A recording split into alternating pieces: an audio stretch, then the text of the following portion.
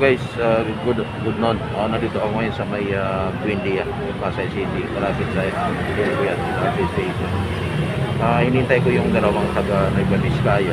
Ito ay may complaint regarding sa kanyang asawa nasa Saudi ngayon. Ito problema. Pupunta kami guys ng Victoria Services Agency sa San Isidro, Makati upang kausapin yung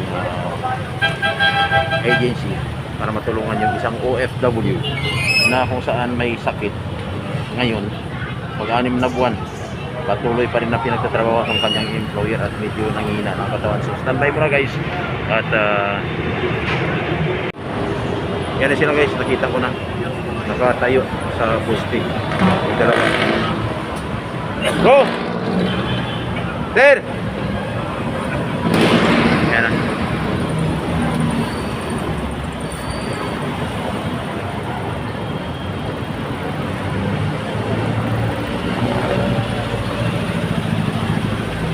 Yan na sila, papunta na rito at sasakay kami ng papuntang Makati para kausapin yung agency guys. Standby muna.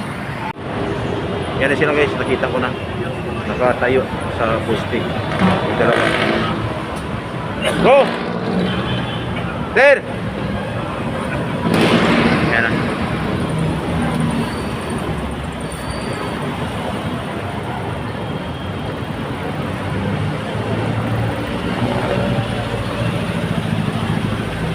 Yan na sila, papunta na rito at sasakay kami ng papuntang Makati para kausapin yung agency guys. Standby muna. Sabi niya kasi dito, nakapag-usap na po kami ng ating amo at ng iba pang arrangement. O, ayan, medyo naayos na po.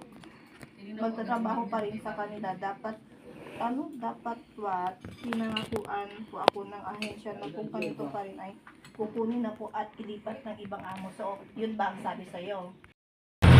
Na guys, yung kapatid ni parang Rina Chris Panigit guys, napasok na namin yung agency, yung Victoria Recruitment Agency.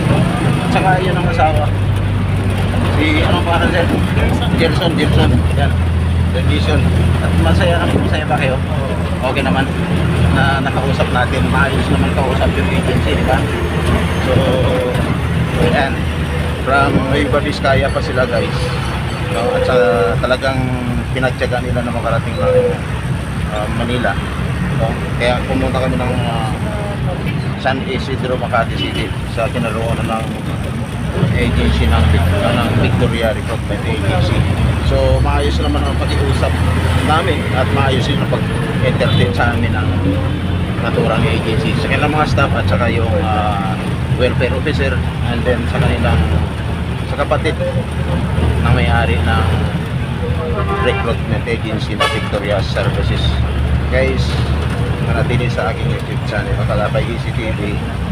Tuloy-tuloy po yan, no? Na tumutulong sa mga problema sa loob at labas ng ating bansa.